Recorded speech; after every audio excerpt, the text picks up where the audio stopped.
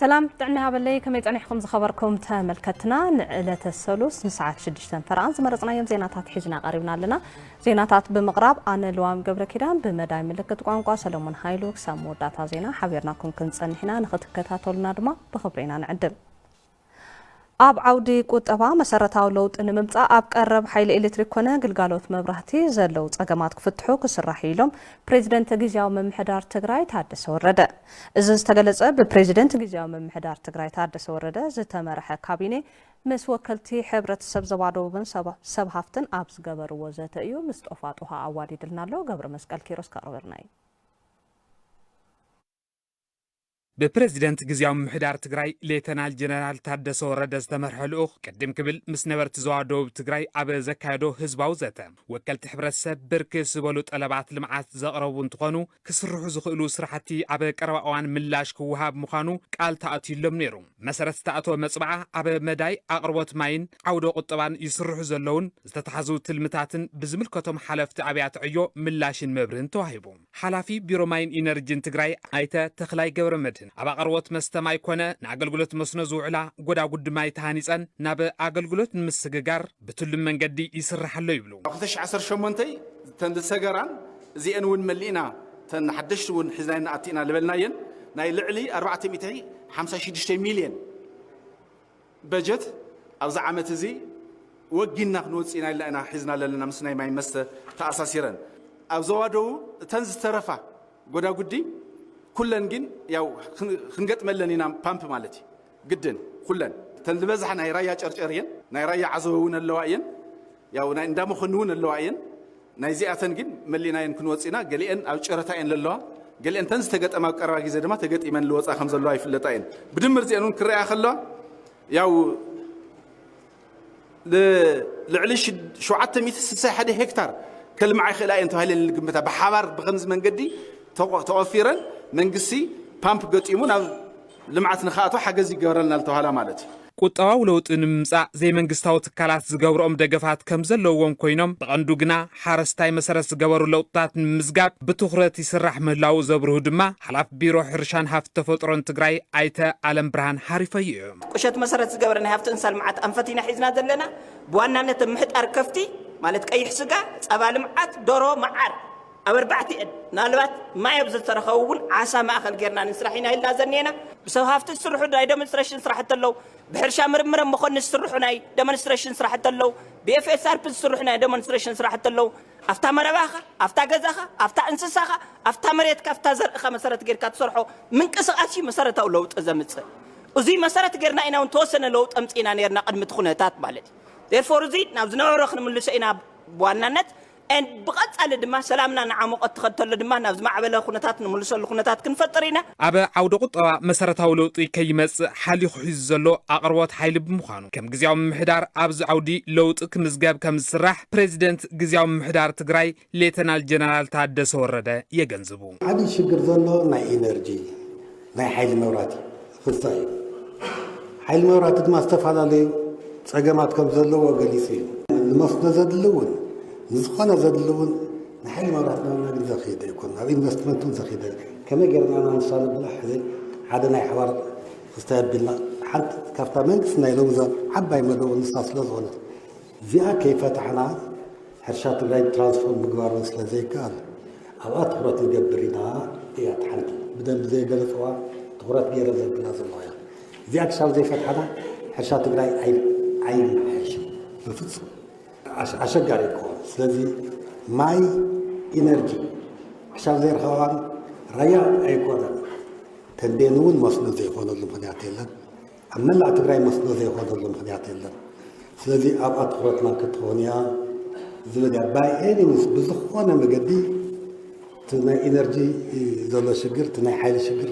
في التعزل سكشار زي فتحنا كانت أجمل يوصل زبالين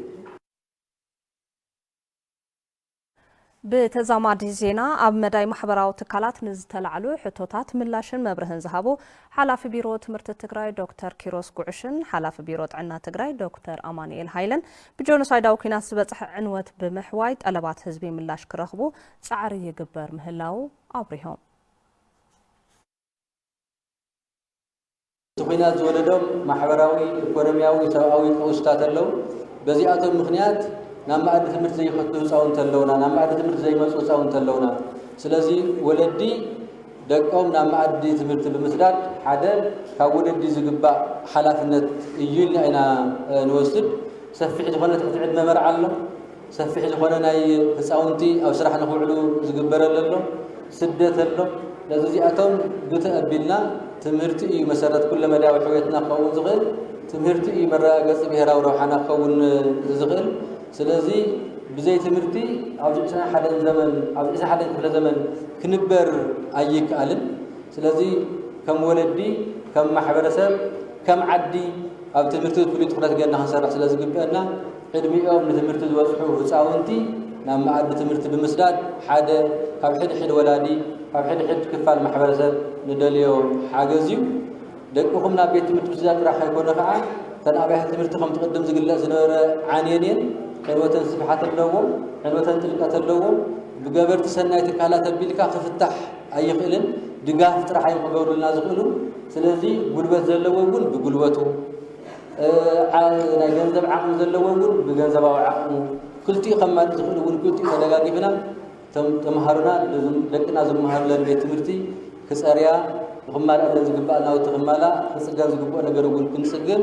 زيون حدا ناي حوار سرح نجور زقبال نايم أمولو تجري بركت زبلا تجميران استقارة تكالات عنا الله حنت زانا يرايا چرچريا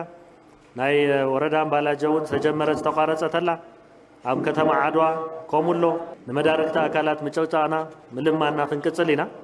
كل لون عقمو خفكر تلون تاي خجبر زغل بفلاي اتوتو ناوسخن تمصيو قدميان هبلو خنتا تهليو كم غزعيو حزنايو خنكيدينا مال مسناي مدحانيت قرب تتحيزو كم كل ياو عبي صقم كم زلو يفلتيو افتن مسرتاو زبهلا مس عصو HIV عباي سعال ناي مغب حصرات نزلو ناي تنس مكلاخلي ابستات صقم يله عبي زخانه لوت مصيو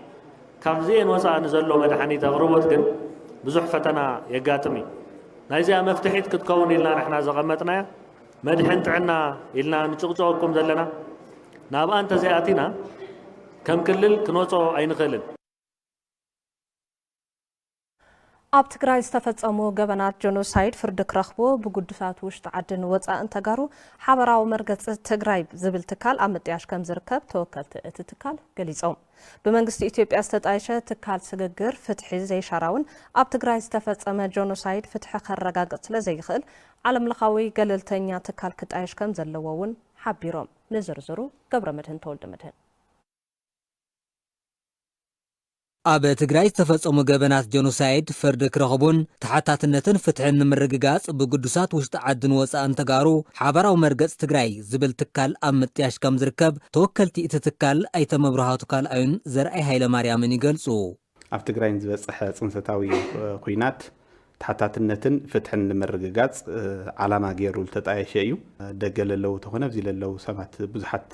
የገድሰና እዩ ዝበሉ ሰባትም ዝሳተፍሉ እዩ زحابراوي مرقص تግራይ ዝበሃል ከም ድርጅት መስሪትና ላተንቀሳቀስና ጸኒሕና ኣና ከዝና ህዝውን ንንቀሳቀስ ለና ማለት እዩ ፍትሒ ከረጋግጹ ዝኽእሉ ኩሎም ኣብ ዓለም ለለው ኣብ ትግራይም ኣብ ኢትዮጵያም ኣብ ዋላ ብደገም ዘለው ሰባት ኮይና ሂውማን ራይት ይምልከተና እዮም ዝብሉ ኮይና ኣብ ልዕል ትግራይን ዝበጽሐ በደል ብምሉእ ላ ተሓታትነት ቅየር ኣብ ምግባር ናይ ኣፍሪካ ሕብረት ይኹን ሕብራት መንግስታት ይኹን ናይ ኣፍሪካ ስቴት ዲፓርትመንት ይኹን تصعنو زحدر ماتي تناي دياسبورا يكون ناي تግራይ عقمي بمسبساب طياق زيولو ወይ ድማ حلافነት كوسد ትካል ዘይውሉ ከይርሳዕ ናይ ህዝብ ትግራይ ፍትሕናይ ምርካብ መሰል ዝጣበቅ ኮይኑም ሓሳብ መቅራብ ጥራሕ ኣይኮንስ ተጽዕኖ ዝሕድር ሕዚ ኣብ ኢትዮጵያ ስግግር ፍትሒ ኢሉ ዝስርሕ ዘሎ ትካል ዘይሻራውን ገበናት ጀኖሳይድ ትግራይ ፍትሒ ከረጋግጽ ከም ዘይኽእልን ዓለም ለኻዊ ትካላት ሰብኣዊ መሰላትን ማሕበረሰብ ዓለምን ክነጽግዎን ንትግራይ ዝዳኒ ገለልተኛ ዓለም ለኻዊ ትካል ስግግር ፍትሒ ክጣየሽ ከም ዝግባእ ይገንዝቡ በርግጽ ንሕና ከም ንሃና ድርጅት ከም ቀልዲ ኢልና ኢና ንሕሶት ትራንዚሽናል ጀስቲስ ወይ እንደገና ሽግግር ፍትሒ ዝበሃል ነገር ብመንግስቲ ኢትዮጵያ ዝተወጠነ ከይዲ ፍትሒ ስግግር የመና ዝንቡዕን ዘይኣሳታፍን ከምኡ ድማ ብሔራውን ሃገራውን ዓለም ለኻውን ቁጽጽር ዘይብሉ ንምርግጋጽ ዘይሻራውነት ወሓስ ዘይህብ كم حوار مرجع تجري زي نخوننا مالتي عين قبلت. إثيوبيا منجستي ኣጣይሽዎ ዘሎ ትራንስናሽናል ወይ የሽግግር ፍትሒ ዝልዎ ናይ ባዕሉ ወንጀል ከጽንዕ ስለ ዘይኽእል እንዲያውም ሰነዳትን ወንጀላትን ንምሽፋን ባዕሉ ይገብሮ ኣለኹ እናበልካ ናይ ህዝቢ ትግራይ ድምፂ ንኽዕፈን ፍትሒ ከይረክብ ዝገብር ትካል እዩ ዓለም ለኻውያን ይኹኑ ሕብራት መንግስታት ዘለው ናይ ሰብኣዊ መሰላት ልማጎቱ ኣካላትን ትካላትን እዚ ስግግር ፍትሒ ዝብል ተግባራውነትም የብሉን ካብ መጀመሪኡ ካብውን ዘሸራውነት ስለለይረጋግጽ ክነጽግዎ ንጽውዕ ማለት እዩ ኣብ ትግራይ ዝተፈጸሙ ገበናት ፍትሒ ክረኽቡ ጫፍጫፍ ትግራይ ከይርስዕን ከይድገምን ብመሰረት ስምምዕ ሰላም ፕሪቶርያ ተመዛበልቲ ውሕስንኦም ተሓልዩ ክምለሱን ኩሉ ትግራዋይ ሓደ ኮይኑ ክቃለስ እቶም ተወከልቲ ጸዊዖም ፂሉ ኣብ አይዲፒ ለለው ተጋሩን ኣብ ደገም ዋላ ከም ሪፊጂ ኮይኖም ለለው ብትውዕል ፕሪቶርያ መሰረት ላብ መንበሪኦም ክምለሱ ለዓዶም ክምለሱ ክንጠርዒና እዚ ምስሊ ምልከቶም ኮይና ክንሰርሕና ትግራይ ከም ትግራይ ኣብ ዓለም ዘሎ ተጋሩ ይኹን ኣብዚ ዘሎ ፖለቲከኛ ይኹን ሚድያ ይኹን ኩሎም ልሂቃን ኣብ ናይ ህዝቢ ትግራይ ፍትሒ ኣብ ናይ ምርጋጽ ሓደ ዓይነት መርገጺ ዝሕዝሉ ምንም ምኽንያት ዝፈላለየና ይብላን ናይ ተጋሩ ጉድኣት ተጋሩ ክግለጽ ማለት ክሳብ ህዚ ተወንዚፉ እዩ ነይሩ ክልቲኦም ፈረምቲ ስምምዕ ሰላም ፕሪቶርያ ነቲ ስምምዕ ተግቢሮም ዘላቕ ሰላም ከምፁ እምበር ተወሳኺ ጽንተታዊ ኩናት ንኸየልዕሉ ብትሪ ከም ዝቃለሱ እውን እቶም ተወከልቲ ገሊጾም ሰነዳት ብምቕራብ ይኹን ሰላማዊ ሰልፊ ብምጽዋዕ ይኹን ብቻ ናይ ኩሉ ትግራይ ዓቕምን ናይ ትግራይ ፈተውቲ ዓቕሚ ብምስብሳብ ህዝቡን ረእይዎ እዚ ጉዳይ ህዝቢ እዚ ህዝቡን ዳግም ክጭፍጨፍ ይሰባሰብሉ ዝብል ህዝቡን ምቅላዕ ናቱ ሓላፍነት ይኸውን ኣሎ ማለት እዩ ማሕበራውን ቁጠባውን ጸገማት ስድራ ስዋኣት ኣብ ምፍታሕ ኩሉ ሓጋዝ ክኸውን ጻውዒት ቀሪቡ ኣብ ወረዳ እንደርታ ጣብያ ዓዲ ኣዝመራ ኣባላት ሰራዊትን ተማሃሮ ዘሳተፈ ኣብ ስድራ ስዋኣት ወፍሪ ዓጺድ ተሳሊጡሎ ሃይለ ስላሴ ገብረ ሚካኤል ድማ ተወሳኺ ጸብጻብ ክበና እዩ ኣብ ሓገዝ ወፍሪ ዓጺድ ስድራ ስዋኣት ዝረኸብናዮም ኣባላት ሰራዊት ኣርሚ 50 እቲ ሓገዝ በቲ ጣብያ ዝተመረጹ ቅድሚያ ብምሃብ ወፍሪ ዓጺድ የካይዱ ከም ዘለው ይዛረቡ ስድራ ስውእስ ኩሉ ትግራዋይ ያው ቃልሲ ነይሩ ነገር ግን ንሳቶም ካባና ንሕና ካብቶም ብስልጥረ ዝወፃና ኮይና ንዓቶም ግን ግድን ክንከዋኸቦም ስለ ዝግበአና በቲ ጣብያ ዝተመረጸ ክልተ ዘሰውአ ስድራ ዓጺኡ ገዛዚ ዓጺኡ ዝተሰውአ ሰብ እውን ኣሎ ስለዚ ነዚኣቶም ክንሕግዞም ኢና ባዕልትና ኢልና ኢና ወፂና ማለት እዩ እቶም ትማር ዘገርፍና ሙፀት ኣብ ጎንና ከም ዘለዎም ሲልና እቲ ዘሰሃውና ግዳጅ ብዝለዓለ ወንን ሕራንን ምፍጻም ምሕጋዝ ይኸውን ዝኽእል ከም ተጋደልቲ ዝተሃውና ሓላፍነት ምሽካም ካብኡ ብኣጋው ኣብ መሬት ወሪድካ ብተግባር ምፍጻም ይዝኸውን ዝብል እምነት ዘለኒ መምህር ጌታቸው ዓለሙ ብወገኖም እቲ ወፍሪ ዝራእቲ እዋን ብዘይሓለወ ዝናብ ከይበላሸ ብምሕሳብ ተምሃሮ ትምህርቶም ሰዊኦም ንውስን መዓልቲ ክሕግዙ ከም ዝተገበረ ይሕብሩ ምስ ጣብያ ምስ ወረዳን ምሕዳር ክፍሊ ትምህርቲ ብምውዳድ ካብ 50 ሻብናይ ዝኾኑ ሙሉኦም ተምሃሮ ያው ናውዚ ናይ ስድራ ስውእ ዝተባሃለ ያው ኣምፂና ለማዓንቲ ኣብ ዓጺድ ወፊርና ምለና ማለት እዩ እንኮላይ ንባዕሎም ቶም ተምሃሮ እውን ኣብ ገዝኦም ዝተቃለ መጠን ወለዶም ክሕግዙን ስለ ዝግባኦም ሓደ መዓልቲ ወሲኽና ዓጺና ቤት ትምህርቲ እውን በልክዕ ኣብ ገዝኦም ክሕግዙ እናገበርና ብዝኾነ ግን ናይ ምክሓስ ትምህርቲ ግን ግዴታ እዩ በቃ ክሓስ ኣለዎ ሓላፊ ቤት ጽሕፈት ቤት ምኽሪ ወረዳ 70 እንደርታ መምህር ግርማ ኣብርሃ እቲ ወፍሪ ከም ቤት ምኽሪ ተማእኺሉ ኩሉ ክሳተፈሉ ተወሲኑ ናብ ተግባር ከም ዝተኣተወ ይዛረቡ ከም ወረዳ ያው ወፍሪ ዓጺድ እያ ናይ መን ናይ መራሕስ መጀመርያ መራሕ ስድራ ማለት እዩ ካብኡ ተተኻኢሉ ድማ ተኻሊእ ዘሎ ናይ ስድራ ስውእ መሰረት ገይሮም ያው ተዓጺድ ከካይድዎ እዩ እቲ መደብ ወሪዱ ኣብዚ ያው ተምሃሮ ኣርሚ 50 ህዝቢ ዝተፈላለዩ መንግስቲ ሰራሕተኛው ነው እዚ ተሳትፎ ገይሩ እዩ ማለት እዩ ስለዚህ ናይ ቤት ምኽሪ ምስተጣየሸ መጀመርያ ናይ ሞቢላይዜሽን ስራሕ ነይሩ ድሓር ግን ያው ናብ ተግባር ኣቲና ሕዚና ጀሚርና ዘለና ማለት እዩ በዓል ገዝአንን ውላደንን ብመስዋዕቲ ዝተፈለይወን ነባሪት ወረዳ 70 እንደርታ ጣብያ ዓዲ ኣዝመራ ወይዘሮ ለተስላሴ ይብራህ ኣባላት ሰራዊትን ተምሃሮ እቲ ከባብን ንዝገብሩለን ሓገዝ ብኸምዚ ይገልጻ እዚኦም ኣብ ስድሮኦም ልዕጻድ ኣለዎም ከምዚ ኸማና ገዛ ሓዲጎም እዮም ግን ንኸምቶም ገዲፎሞም ልመጽእ ዘለዎም ኣረኣያ ኣብ ዓጺድ ኣብ ስራሕ ይኹን ወይ ከዓ ኣብቲ ናይ መናውሮና ዘለዎም ሓሌት ለለዎም ትሕትኛ ዘለዎም ኣክብሮት ለኣና ብጣዕሚ እየ ለድንቖም ብምኽንያት መስዋዕቲ በዓል ቤተን ይኹን ውላደን ኩሉ ሓላፍነት ንበይነን ከም ዝተሸከማ ዝገለጻ ወይዘሮ ለተስላሰ ኣብ ምጥንኻር ስድራ ስዋኣት ኩሉ ኢዱ ከእቱ ይጽውዓም እዚ ረኸበ ይኹን ከይዘርእዮ ባዕሊ ልፈልጦ ልቃሕቲ ለቂሐ ካብ ማለት 18 تولد حزي يويو تأتيس تقنعو لويو نتا ولد ندق انفتو ويخانا محرس محجزي قال تحت عدما يوم تم دقم مزحت يوم مالت يابانا زلو እና በመንግስት ወንስ حجز تتحجزنا ቢሮ ኢሎም ደፍተር ኢሎም ተዘይሲኢኖም ሲ ዳርጋ ዘይሞቱ ኢናነል ምክትል አማሓዳሪ ወረዳ ሰብ አንደርታ አይተ መሓር ወልደ ኪረስ ብግዶም እቶፍራ ዓጺድ ኣብ ኩሉ ከባቢ እታ ወረዳ ይሳለጥ ከም ዘለን ጸገማት ስድራ ሰውኣት ንምፍታሕ ትልምተ ተሓይዙ ይስራሕ ከም ዘለን ይገልጽም ዋና ሰራዊት ምስ ህዝቢ ቀመፍትናይ መኸተት ነበሮ ምሕዝነት ሓድነት ምትሕግጋዝ ምትግጋፍ ላብኡ ንምጻእ ታርጌት ጌርና ብሓደ ገጽ ብኻልኣይ ገጽ ከዓ እዋኑ ዘይሓለ ማይ መጽኡ ዝራእትና ከይባላሾ ዝሓሸተ ትምታ ማሰረት ጌርና مسكاسا سلاجب نقبل لنا استدرا سوات ولا استدرا تقالتي كحجز بقوم فاينانشال عندنا المعصر حتى تارجت غيرنا ياو كم بلاد حزنا للحزي ابتا وردا لعل 31 هكتار مريت بزرعه تشفينو كم زنبرن كابز 30 مئታዊ كم زتعاصدن نمفلاط تقايلو أوردات انبلات بوررت حيلتات انتت زعنوات كالات تمرتن تعنان بأساس 39 مليون بر داقم تهانيت ان نقلقالوت كم زبقعا من محدار وردات انبلا حبيرو نتسابصاب ملش أبادي إفريم ردهي بانك عالم بزمدبو بجت أوردات انبلا زركبا تكالات تعنا دبر ماريامن قدامي بركبيت مرتزنا قدن توسخت بلوكاتن صقنان بمكياد نمرقا بقعن نبرتتن طابعتات زنبرا أقلقلوت وهابت تكالات بسنك صلاة بمعناون أبت صقم كم زنور بمزخار داقم تهاني تسنى أقلقلوت كفت مخانن زلوم صقم كم زك على اللوم يتزاربو معصينا ورا قالينا ورا فيلا ندقو نتعلن يزوعلو أنرن حيقن سهلا سريال سهلا درجة زي بتعمي تشلاليمو تصاريحنيه بتعمي مسقنانا بشوم طابع زنا قدا وسن يولن بتعمينا مسقن أوردا صنبلا التحاباري تو بروجكت ايتملس ولد مريم نمرقا بقعين زلوا تكالات أكال إتن أبتا وردا هنسأتنا تسالت زركوا 35 نقصات بروجكتات كم زخنا بمحبار لما فتسمتهم بروجكتات لعلي 348 مليون قرشي تمدي ويسرح له يبلوم بدمر كبنك عالم وردانا لعلي 348 مليون بر حجز تجاريو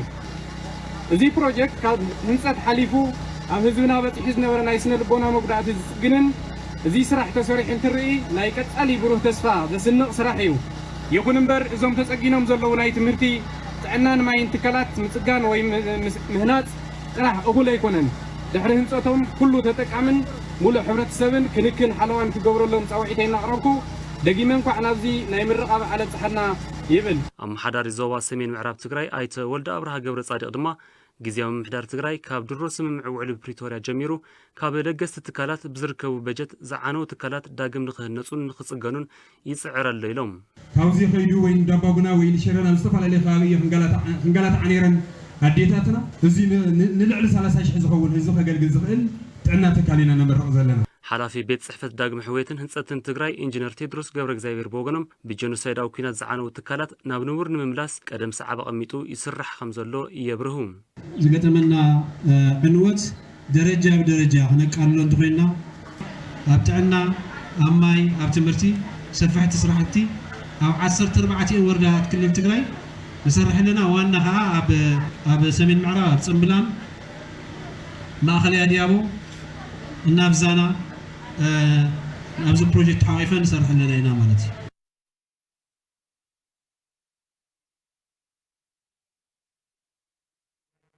فترة أفليتو أب 2016 عام تمرت بمبقسي 700 مليون بر كابيتال أب كتما مقالة سرحو زجمرة فابريكا غلاف أفوميا أب ساعات 10 شح مهرت غلاف كم زفري أفليتو يوهانا والله كم ساعة كتار بلنا فابريكا غلاف أفوميا قدم مجمار كوينات تجراي سرحون مجمار عليمو زنبرت كالوالا كوانتخونا بسنكس تفترى كوينات كن دويلو دحر متنحو أبا كلتشن 16 عام تمرت مهرت مفراي كامز جمرة قاليتوم أدل سراح استفترى لهم من أسيب قديوم أفتتكال بمسرحهم موياو كإلاتومن إيكونومياو عقمم كعبيو كامز خالو قاليتوم زعد الزلاين فترة لي بزحت وين محلتي بزحت نيوما لا سدت لغادو نيو أنا قم كاو تاريخ أو ذكر غيرني أو يعدل فتر لي بيتسيم كم حد غيرني أو حول هون مالك هذا دي إيكونوميون مع علي ربحية كلا يون ياو أو دي تكنولوجي دي حدثي بزح أنت يلي أو دي هذه بتعمي عم غير تعدل مالك تعمي هون دسيلني ደቂ ኣንስትዮ ኣሕዋትና ናብ ካሊእ ንኸይስደዳ ኣብኡ ዘሎም ኩሉ ሰራሕተኛ መብዛሕትኡ ወጣት እዩ ስለዚ ናይ ወጣት ስራሕ ዕድል ከፊቱ እዮም ድርጅት ብጣዕሚ እየ ለድንቆ ማለት እዩ ኣብዚ ኣብ ክልልና ከምዚ ዓይነት ምፍጣሩ ውሽጣዊ ዓቕምና ተጠቒምና ንክንሰርሕ ጌርና እዩ ኣካየዲ ስራሕ እቲ ፋብሪካ ኣይተዓወት ሓድሽ እቲ ምህርቲ ብፅሬት ንኽፈሪ ዝተፈላለየ ከይድታት ከም ዝሓልፍ የረድኡ 3-4 ዓይነት መፅረይ ኢና ክሊኒንግ ኤጀንት ንጥቀም ማለት ኣሲድ ኣላ ኮስቲክ ሶዳ ኣሎ ድሕሪኡ ፊዚካሊ እውን ዝሓፅበልና ብሩሽ ኣሎ ከምዚ ናይ ስኒ ብሩሽ ኣሎ ሓቀይ ኣብዚ ኣለዋና ብሩሽ ንሳተን ከዓ ብሩሽ የፅርያልና ኣለዋ ማለት እዩ ካብኡ ድሓር ከዓ ወሲኽና ቀፂልና እንታይ እኒአና ብውዒ ማይ ከዓ ንሓስቦ ኣለና ማለት ንኽነፀሪ ኢና ጌርናዮ ዘለና ማለት እዩ ድሕሪኡ ኮአጉላንት ይጠምዕ ማለት እዩ ትካል ግላብ ኣፎምያ ብልዕሊ 700 ሚልዮን ብር ካፒታል ስርሑ ከም ዝጀመረ ዝገለጹ ማርኬቲንግ ማናጀር እቲ ትካል ኣይተኣስመላሽ መብራህቶም እቲ ምህርቲ ድማ ንምላእ ኢትዮጵያ ከም ዝሽፍንን ኣብ ምቕናስ ሸርፊ ወፃኢ ናይ ባዕሉ ኣበርክቶ ከም ዘለዎን የብርሁም ልዕሊ 700 ሚልዮን ካፒታል እዩ እንትን ኢስታብሊሽ ተገይሩ ያው ፋብሪካ እዚ ማለት 24 ሰዓት ኢና ንሰርሕ መዓልቲ ያው ኣብ ሰሙን ሙሉ ኢና ንሰርሕ 24 ሰዓት ማለት እዩ ኣብ ሰዓት 20 ሽሕ ለምርት ትግራይ ሙሉ ኣብ ኢትዮጵያ ሙሉ ናይ ግላብ ሕፅረት ንምሽፋን ላብ ኢብሳ ላቅረብና ኢና ኸዚ ኢትዮጵያ መድሓኒት መቅረቢ ኤጀንሲ ማለት እዩ ላው ነቅርብ ኣብ ኢትዮጵያ ለለው ፋሲሊቲታት ሄልት ሰንተራት ሆስፒታላት ላኦም ትቀርብ ይግበር ኣሎ ማለት እዩ ያው ካብ ደገ ልመፅ ነበረ ሸርፊ ወፃኢ ምቕናስ ዓብዪ ሮል ይጫወት ኣሎ ብተወሳኺ እውን ንልዕሊ 350 ወገናት ዕድል ስራሕ ዝኸፈተ ትካል ከም ዝኾነ ኣይተኣስመላሽ የረድኡ ካብዚ ልዕሊ 350 ሰራሕተኛታት 900 ደቂ ኣንስትዮ እየን ኣብ ስራሕ ዕድል ምቕራፍ ብተስኸ ዝትርእዮ ዘለኺ ዘሎ ኩነታት መንእሰይ ብስእነት ስራሕ ዓዲ ለቂቖም ምኻድ ይርከብ እሱ ኣብ ምቅላል እውን ዓብዪ ሚና ላተጫወተ እዩ ድርጅት እዚ ላብ 75,000 ኣብ ሰዓት ንምምራት ኣብ ኢንዱስትሪያል ፓርክ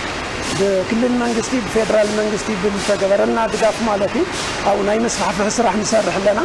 ኣብ ቀረባ እዋን እውን ያው ኢንስታሌሽን ስራሕቲ ይጅመሩ ኣለዉ ብሰንኪ ምቁርራፅ መብራህትን ሕፅረት ነዳድን ኣብ ፀገም ከም ዝርከብ ዝገለጹ ኣይተኣስመላሽ መብራህቶም መንግስቲ ነዚ ፀገም ተረዲኡ ፍታሕ ክገብረሎም እውን ፀዊዖም ሪል ስቴት ሀሴት ምስ ባንክ አዋሽ በሓባር ንምስራሕ ዘኽእሎ ሰነድ ስምምዕነት ተፈራሪሙ እቲ ሪል ስቴት ኣብ ትግራይ ዘሎ ሕፅረት መንበሪ ኣባይቲ ንምፍታሕ ድማ መሸጣ ኣክስዮን ጀሚሩ ኣሎ ኢሉ ንፀብጻብ ኢየሩሳሌም ገብረ መድህን መርሃው ተስፋይ ሪል ስቴት ሀሴት ኣብ 2017 ዓ.ም ሕጋዊ ፍቃድ ረኺቡ ኣብ ስራሕ ከም ዝርከብ ዝሓበሩ ኣካያዲ ስራሕቲ ሪል ስቴት ኣይተ ደስታ ተስፋይ ትካሎም ምስ ባንኪ ኣዋሽ ሓቢሩ ንምስራሕ ዝኽእል ሰነድ ስምምዕነት ከም ዝተፈራረመ ሓቢሮም ሀሴት ሪል ስቴት ናይ ግምት ራእይ መበገሲ ብምግባር ኣቅሚ ንምዕባይ ምስ ኣዋሽ ባንክ ኣክስዮን ማሕበር ብሓባር ንምስራሕ እንሆ ዕለት ኣብ ምኽታብ ስነ ስርዓት ተረኺብና ኣለና ኣካያዲ ስራሕ ባንኪ ኣዋሽ ዲስትሪክት ሰሜን ኣይተ መሓሪ በርሀ ወገኖም እቲ ስምምዕነት ባንኪ ኣዋሽ ሪል ስቴት ሀሴት ብሰንኪ ሕፅረት ገንዘብ መንበሪ ኣባይቲ ክውንኑ ንዘይከኣሉ ወገናት ልቓሕ ንምምችቻው ዝሕግዝ ምዃኑ ኣገንዚቦም ኣብዚ ሜሞራንዱም ሃንደርስታንዲንግ ተፈራረም ኣለና ብኸይዲ እቲ ትካል ከም ትካል ደረጃ ኣብ ድገጥሞ ናይ ፋይናንስ ሕፅረት ሓቢርካ ብምስራሕ ካብኡ ድማ ኣብቲ ሪል ስቴትስ ገዛውቲ ትወድኡሉ ደረጃ ኣብ ሽያጭ ብድበቕዑሉ ግዜ ደግሞ ዓቕሚ ድንኣሶም ገዛእቲ ብልቓሕ ኣቢሉ ናይ ፋይናንስ ሕፅረቶም ንምሽፋን ተሰማምዕናሉ ናይ ፊርማ ስምምዕነት እዩ ኣብቲ መድረኽ ስምምዕነት ሓቢርካ ምስራሕ ዝረኸቡ ሓላፊ ቢሮ ጉዳይ መናእሰይ ኣይተ ሓይሽ ስባጋድስ መንበሪ ገዛ ምስራሕ ንዘይኽእሉ ወገናት ተሓጋጊዝካ ንምስራሕ ዝኽእል ስለ ዝኾነ ዝነኣደ ስራሕ እዩ ኢሎም ብፍላይ ከዓ መንበሪ ዘይብሎም ዝተወሰነ ቅርሺ እናሃለዎም ኣብ ስራሕ እናሃለዉ በይኖም ክገዝኡ ዘይኽእሉ ግን ከዓ ከምዚቱ ገንዘብ ናብ ሓደ ተዋህሊሉ ናይቲ ሓደ ናብ ሓደ ብኣክስዮን መልክዕ ይኹን ብመሸጣ መፅኡ ወነንቲ መንበሪ ገዛ ክገብር ዝኽእል ኢንዳስትሪ ብምዃኑ ብመንግስቲ ደረጃ እውን ልዑል ድጋፍ ዘለዎ ትካል እዩ ሪል ስቴት ሀሴት ኣብ ክፍለ ከተማ ሓድነት ቀበሌ 17 ኣብ 800 ሜትር ስኩዌር ዝዓርፍ ህንፃ ይሃንፅ ከም ዘሎ ተሓቢሩ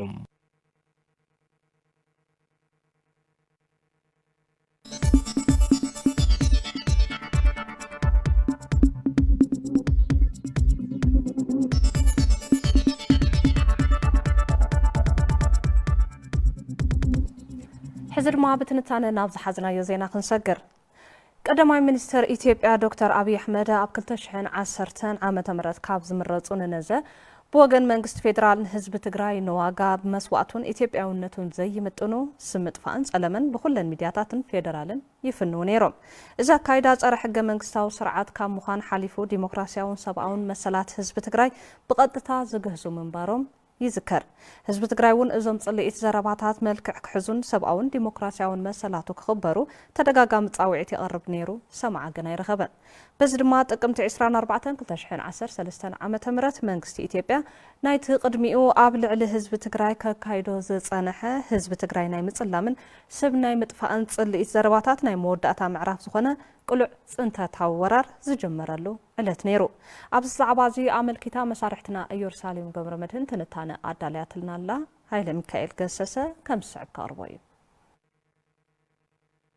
ህይወት ሚሊዮን አሽሓት ወገናት ዝበልዐ ብሚሊዮናት ዝቁፀር ህዝቢ ዘመዛበለም ማለያ ዘይብሉ ንዋት ተጋሩ ዛዕነወ ኩናት ጽንተት ትግራይ ጥቅምቲ 24 2013 ዓ.ም እዩ ብዕሊ ጀሚሩ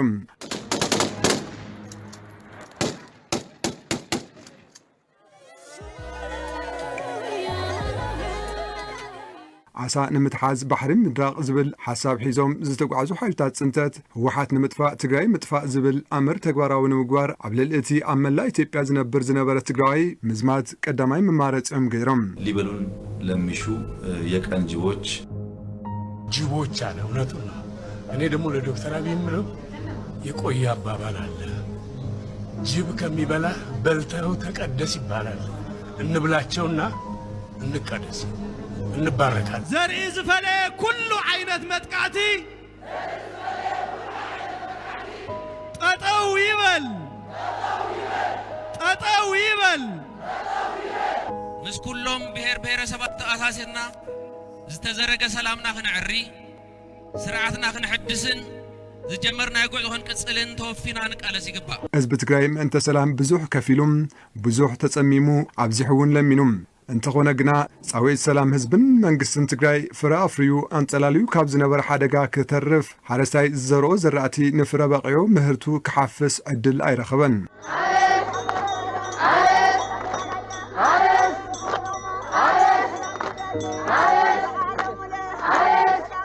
በሓይልታት ጽንተት ኣብ ልዕሊኡ ዝተኣወጀ ጆኖሳይዳዊ ኩናት ንምምካት ተገዲዱ ናብ ኩናት ከኣቱ ብስጡም ብሔራዊ ሓድነቱ መኪቱ ድማ ካብ ምሉእ ጽንተት ክድሕን ክኢዱ እዩ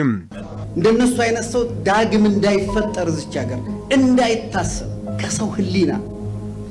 ከሰው ልቡና ውስጥ ከታሪክ መዝገብ ውስጥ ነው ተፍቆ መጥፋት ያለባቸው ምርር ያለ መቆራረጥ ያስፈልገናል እነዚህ ሰዎች ጋር ከሰው ዘር ያልተፈጠሩ እንደውም ዳቢሎስ ከነሱ ይሻላል ብዬ ተስፋ አደርጋለሁ እነዚህ ሰዎች ከጀሃነም ያመለጡ ሰይጣኖች ስለሆኑ በመድር ላይ ሰው መስሎ መኖር የለባቸውም ሰው ሆኖ እንዲኖሩም ልንፈቅድላቸው አይገባም ወደ ጀሃነም ልንመልሳቸው ሞስት ፕሮባብሊ ኢትዮጵያ መንግስት ትግራይ የሚለውን ቃል እንኳን ክሪሚናላይዝ ሊያደርገው ይችላል ከም ትግራይ ከጥፉና መጽዮም ሕዩውን አፍቲ ሳልሳይ ምዕራፍ አይጠፍአን ህዝብ ትግራይ ከምታ ናይ ቀደሙ ሓዊሩ ከምታ ናይ ቀደሙ ሰሚሩ ብዙሕ ዝበለ ሃገራት ትግራይ ሓንቲ ቁራስ እያ ነዚ ሓንቲ ቁራስ ሃገር እዚኣ ነዚ ሓንቲ ቁራስ ክልል እዚኣ ዘይተዋፈረላ የውልን ነዚኣቶም ግን ብስምረቱ ብሕብረቱ ተዋጽይዎ እዩ ውሕድ ሰብ ይበረኻ ወጽዩ ይኹን እምበር ግን በደልን ጭፍጨፋን ምስ በዝሐ ህዝቢ ትግራይ ሕጂ እውን ተመሊሱ ናብ ሓደ ኣትዩ ሓደ ኮይኑ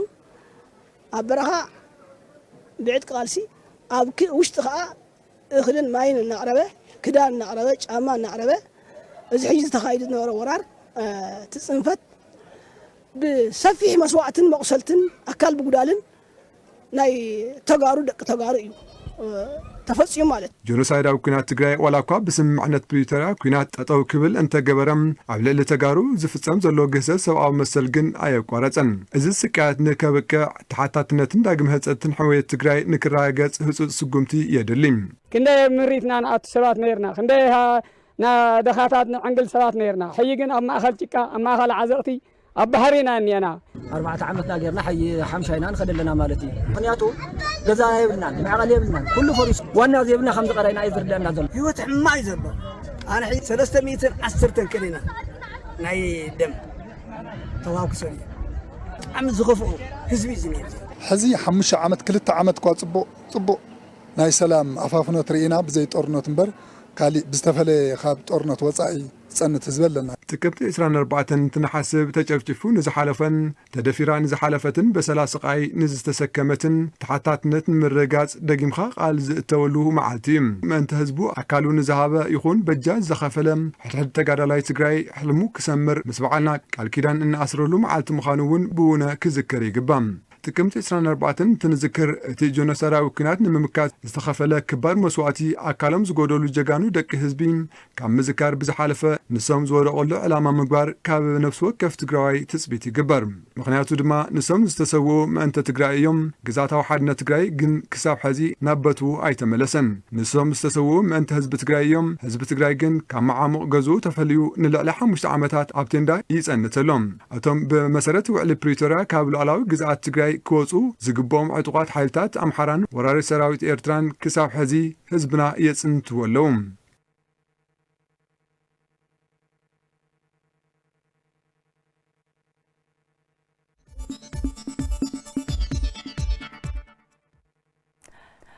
زيناتاتنا حزون كوصل اليوم بمسعاب سبورت أو تصابنا بهم كنا قربنا حبيرنا نكتاتل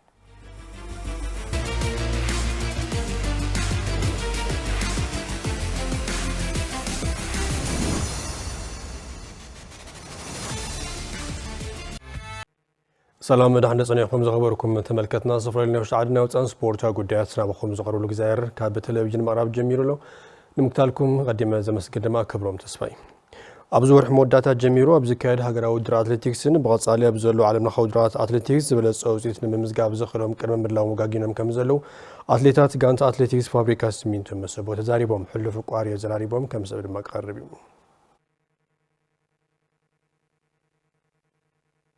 أتليتات سعر مهفتون امبايو مكونن أبلات غانتا أتليتيكس فابريكا سميتو مسوبن تخونم أبز حلف عام زنورو وصيتو معقاب نزبالة عاوت أبا مسرح كم زركاو يزارو غانتا موسو كاوزو مسولو كاوزو مسرتل تحيزو اسكا حج زيورو دلو وصيت صبوي كا حدش أتليت كاب مفراي 2017 جميرو صبو وصيت نامصه 2018 دمنا كا 2017 زبالة وصيت تمسيو أو صبو خناتاس يزلو بقيو بتعم دا تنكر المصلو حزي كله أتليت دات محاشي المطلع زحزي وان صبقينا بدك نستيهم بدك ساعتي صبقي نأتلت حدا وددر نحري لهون بتعمي خسالاتي وددر تالي تنقاق حينا تسرح تسعريها وتيت دممصات تسعريها وددر سد أتلت بتعمي يدلعالو غانتا أتلتيكس فابريكا سمينتو مسبوم كاب أوشت تግራይ زبلصم أبا مأخل هاجر بمخاد بلوص وصيت بمزغاب استزازم عامته ودر بمطنخار بلوصاتنا تكاتاتيتاتنا أبا مفراين الناس رح نركب قبل زغلص ادمم أسلطنت غانتا بريو تسفاي 2017 ያው ከመሰው بتعمي زحجه وصيتنا متينا بتلي انا كفتي لحمقه كفتي طورنتنا يا حدش قلعتنا مميلنا تنبرات نورو يا مسانا يلو يا اديس على لو كلات يماتيم نلو لازم خم حدش قلعت حيتكا بكل درجه وين زحشه نقبري حسابنا نيرو كن كاو كل العلي بهاجر درجه زحشه بيستين وصيهم بواداتهم باقولات زحشه وصيت زحشه ساعات حيزوم لمسو ساعات لونا نا تمنقسقاسنا خم تكال تريوت لها تعمي زحشه يللو كل غزي قلعه محغوسي لذا نحنا مزحتيهم قدامي وصا خالي وصا هوني زحشه قمناهم لارينا اينا نململ 10 وصا مبل 10 وصا يا نحنا تي مسفرتنا ماليو لمرصنا يوم قلعت مزحتيهم صبو ساعات للوم يوم خزوان ماتي غانتا أتلتيكس فابريكا سمينتو مسبوم أبتزحلف عامته كاب بروجكتاتن ورداتن سململو حدش أتيتات حزام نعدمون نغانتومن كصوع زخل أتيتات مفرايم نوح راحيزات تنقساس دلا غانتا ياكبل زغلص ادمم اكير سراح غانتام سمينتو مسبوم دانيال محاريم ያው 2017 ያው መብዛሕትኦም ካብ ታሕቲና ምጽናዮም ካብ ወረዳ ካብ አካዳሚ ማጮ አካዳሚ ለሎ ካብ ኢና ምጽናዮም ተምሎስ ሐወሉ ተምልኖ ሲናራት ወልዑ ብትልና ረኩናት ያው ላብ ማእኸል ዓዲ ስለለኸዱ ሃም ሓድሽ ተዋቂሩን የዝክለ ስለዚህ ሓድሽ ላይ መስሊ ያው በሀገር ደረጃ ኸይዱ እስከ 10 ይለሎ ደረጃ ሒዘሙ እዮም كفت لمصانايم كاو وطات مليمنا لمصانايم خاص بهاجر درجه خيدملس صبق وصيت لمصلنا ولعيوم كاوز لحاشه قولع حيزنا كنساتف يا بوصيت للا تتكال عوي تكاليو ناس ناتو تكالسو سم كصوع لخول اتليت ياو ተቀላ እንትን ጀሚሮም ወኔው ጽቡቅ ውጽኢት ነምጽና ለ ተስፋ ነኝ ንብዙሓት ኣትሌታት ዘፍረየት ጋንታ ኣትሌቲክስ ፋብሪካ ሲሚንቶ መሰቦም ሓዚ ድማ 27 ሓይል ሰብ ሒዛ ተካእቲ ስፖርትታት ንምፍራይ ኣብ ምስራሕ ትርከብ ካብ ውሽጢ ዓዲ ብዝርዝርና ብዝሓዝናዮ ዛዕባን ቅፅል ከልና ግጥማት ፕሪምየር ሊግ ኩዕሶ ኢትዮጵያ ሳትፎን ትገብር ጋንታ መቐለ 70 እንደርታ ብሉፃት ስፖርተኛታት ብምቕራብ ትፍለጥ ከተማ ጉላዕ بمداي دكانسيون بلوص سبورنيان مفراي سرا كم زلو تورادرتنا سلطنتن ممحدار وردا صراوم برتانيم غليصوم برهانه بينه دما توسخلو سميرا كيروس دنايت امباين يوردانوس ابيجن ابالات بروجكت كوسي دكانسيو غلا انتخونا زوهابن زلو سلطنا برتياني سرحا مهلاوني زربا من ساستا غزينا وصل ترينينا دمو نحنا ايو ترف تمرتنا ايو تحرف تمرتنا انا نسلطن دساليو سلطنة صبويا ولا تتناخر الخلا قدم عقرقر نيرو بوش لا تجمته همزي بهنيرو خزي سلو صبوا لنا صبوين لمدنا قنجي سلطنا لها بأقوى نسرح لنا هنا زتفرالي حسراتنا والسبورتن تصادفوا ودرن كم زلون زحبراء زن سجنات تنكرا بمسرح عبزحش درجان مبصح علامة المخاني قلصان سلطنا احنا تقراي خنا تصوعينا ندلي او درجانا خنا مبصح تسفانينا تقراونينا هاجرنا خدنا ندلي عدنا تصوعنا ندلي ودرجات حنا لكوتش نحقس دك تقراي نحقس بروجكت كعسي دكانستيون دك تبعتيون ترنيفو سلطنا امهاب زركب اسلطانيتي بروجكت انستراكتور صقاي غرزيهر بوغنو اب تግራይ ዘሎ منقسقاس كعسي تحت بمخانو እዚ ድማ كعسي كعبن كمعبلن سب هافتي نزلዎም حصرታት ድጋፍ ክገብሩ ይግባእ ይብል አድለይቲ ልባሃል ነገራት ጫማ ጄኔኬራ ብዙ ሃንድ ቦልስ ዞም ማቴሪያል هذياتهم حصرت لنا مو ያው መንግስት ቦይን ይኾን ይልኸለት ነገራት እዚው ብሙሉ ያውና ከተማ ጉልዓ ለለ ሃፋትን ብሙሉ አኹም ተሓዋዊርኩም ንዞም ስፖርተኛታት هذياتهم ንዞም ደቆኹም ዚያቶም ኣብ ጽቡቕ ደረጃ ልኸወጽሑ ያው ትሕብርኩም ከይፍለየና ኢና ንብል بروجكت كعسي دكانستيو كتما غلاع بعقمن لمدن كعبيان اب سفاري ودرات كساتفان ادلاي زخونه متحبار كم زغبار زغلص دما اتحواري سبورت وردا صرا ومبرتا ايتعبو يابرهايو تمساسالي اغرناتو مودات نازن دكانستيو دليتون رينا تطايشاون سلالوا غنا غن لاعتنون مالتي لكعبيا تمساسالي لنستن كالو تورداتاتون كونتاكت لاغورنا بهاند بول غانتا الحزالوا مالتي دكانستيو كتحساون كومونيكيت نغبر لنا اينا نافتو وددر لا رأيا مساعتهم كقصلا ايوتو تلمنا مالتي اب ግጥማት ስላልወል ኢትዮጵያ መስታፍ ትርከብ ጋንታ ኩዕሶ እግሪ ስሎዶ አድዋ በፈላማይ ጾታ ሊግ ዓወት መዝጊባ ጋንታ ስሎዶ አድዋ ምስ ጋንታ ብሸፍቱ ኣብ ዘካየደቶ ጾታ ክልተና ሓደ ብዝኾነ ውጽኢት ዓወት ኣብ ዘመዝገበትሉ ግጥም ተጻዋታይ ጋንታ ስሎዶ አድዋ አለም ሰገድ አድማሱ ኮብ ተጻዋታይ ትግጥም ተባሂሉ ተመሪጹ ኣብ ናይ ዛዕመዝ ግጥማት ላዕለዋይ ኢትዮጵያ ብሕታዊት ትግራይ ወኪላ ዘቕረበት ጋንታ ስሎዶ አድዋ ኣብ ፈላማይ ጾታ ሊግ ብዓወት ምብጋሳ ብቐጻሊ ዝሐሸ ውጽኢት ተመዝግብ ዘተባብዕ ምዃኑ ድማ ተገሊጹሎ ጋንታ ኩዕሶ እግሪ ስሎዶ አድዋ ኣብ ናይ ዝሓለፈ ዓመት ግጥማት ሊግ ብኣሰልጣኒ ኣሸናፊ ኣማረ እናተመርሐት ኣብ ዝነበረትሉ ምድብ ዘተባብዓ ውጽኢት ምዝጋብ ሳልሳይ ደረጃ ረኺባ ምባራ ይዝከር መሰረት ጀሚሩ ዘሎ ግጥማት ላዕለዋይ ኢትዮጵያ 2018 ኣብ ምድብ ለ ምስ 11 ጋንታ ተመዲባ ትርከብ ጋንታ ስሎዶ አድዋ ድማ ኣብ ፈላማይ ጾታ ሙሉ ስለሰረት ምርካብ ተማሳሊ ነጥብ ዘለዋ ጋንታ ደሴ ብጎል ተፈላለየን ደሴ ቀዳሜቲ ስሎዶ አድዋ ድማ ኣብ ካልኣይ ደረጃ ተሰሪዓላ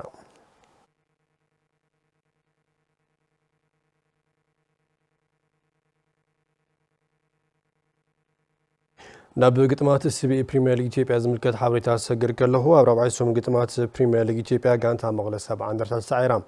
ኣብ ናይ ዝዓመት ግጥማት ፕሪሚየር ሊግ ኢትዮጵያ ካብ ዝሓለፈ ዓመት ዝነበራ ውጽኢት ከተማሓይሽ ካልኦት መቐለ 70 እንደርታ ዛጊደ ካይደቶም ኣብ ዘላ 4 ግጥማት ዝሐሸ ዝበሃል ብዓት ተራይ ካልኦትን ኣብ ራብዓይ ሶም መርሃ ግብሪ መቐለ 70 እንደርታ ምስ ሓዋሳ ብነበረ ጾታ 3-1 ተሳዒራ ዘላ ኣብቲ ግጥም ጌታነህ ከበደ ክልተ ጎላት ንጋንታ ሓዋሳ ከምዝግብ ከሎ ያሬድ ብሩክ ድማ ተወሳኺት ጎል መዝጊብ እዩ ሓዋሳ 3-1 ዓወት መዝጊባ ብሕታዊት ጎል ጋንታ መቐለ 70 እንደርታ ሱሌማን ሐሚድ መበል 24 ደቂቃ መዝጊባ መቐለ 70 እንደርታ ዛጊድ 4 ግጥማት ኣብ ሲቢኢ ፕሪሚየር ኢትዮጵያ ካይዳ 3 ግጥም ተሳዒራ ሓደ ጾታ ድማ ማዕረ ተፈላለያ ብምህላው ስዒቡ ኣብ ቀጽልቲ ግጥማት ናብ ውጽኢት ክትምለስ ብትኩረት ትሰርሕ ከም ዝግባእ ድማ ውጽኢት ዘመላኽት ኮይኑሎ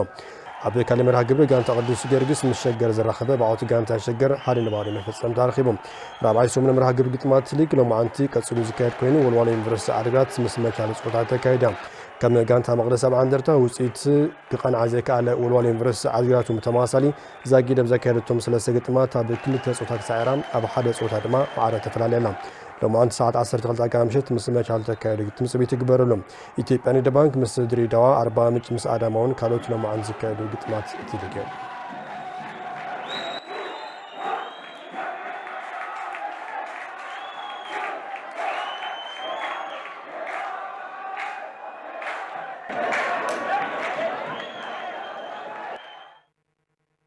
نب شامبيون بشكل أفريقيا 2015 زملكت حبريتات سجل كله إثيوبيا زو كل تقدمتي أب زحت سرقزة حبروا لملك الجمهور مخانم بريزيدنت فيدريشن بشكل إثيوبيا يتوندو محايلة مثل تلفزيون تجري بسلكي أبزها وحبريتات قليل سمارلو كم سود ما قربيهم يوم مرجع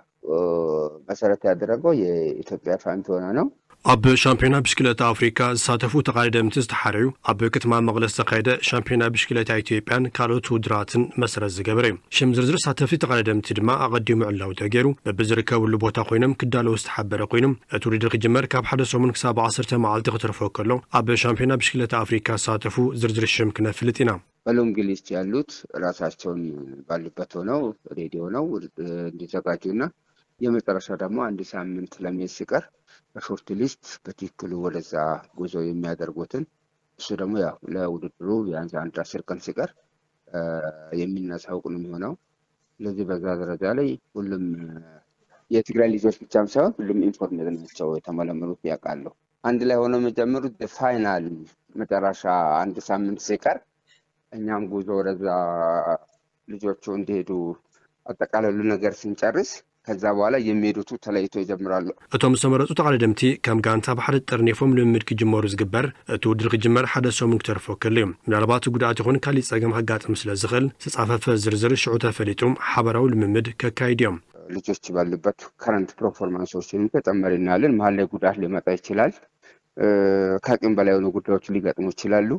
ስለዚህ እነኚህ ሁሉ ታሳቢ ያደረገ ፋይናል ለውድድሩ ለጉዞ አንድ ሳምንት ሲቀር ትክክለኛ የተለዩቱ በዛ ሰዓት ላይ ይታወቃል የዛን ሰዓት ላይ ነው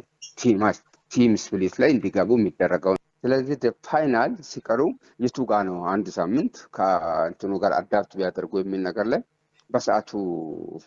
ከሁሉም መሰልጣኞች ጋር ተነጋግረን የምናደርግ ይሆናል በትግዘ ድማ መሰልጠንቲ ተዘራሪብና ውድድር ዝካየደላ ኬንያ ዝመሳሰል ኩነታት አየር ዘሎ ከባቢ ብምፍላይ ምድላው ክገብርዮም ክሳብ ሽዑ ግን እቶም ተቃለደምቲ ኩነታት አየር ኬንያ ስለዝፈልጦ ዝሓሸ ውፅኢት ንኸመዝገቡ ምድላው እናገበሩን እናፃዓሩን እዮም ዝርከቡም ብኡ ድማ ክቕፅል ኣለዎም እስከዛ አየር ጸባይን ሁሉም ያውቁታል የውድድር ቦታውን ያውቁታል ለዛ ልጆች እንደምታውቀው ለራሳቸውም ጭምር የተሻለ ፐርፎርማንስ ለማስመዝገብ በራሳቸውም እየጣሩ ያሉበት ሂደት ነው ያለውና ይሄ በዛ ልክ የሚታይ ነው የሚሆነው ዘኸበርኩም ተመልከትና ጸጽዋ ስፖርት ምክታለም ሰናስ ተዝኖርኩን መስገና ብልዋንኩም ልሰኩም ሰነግስ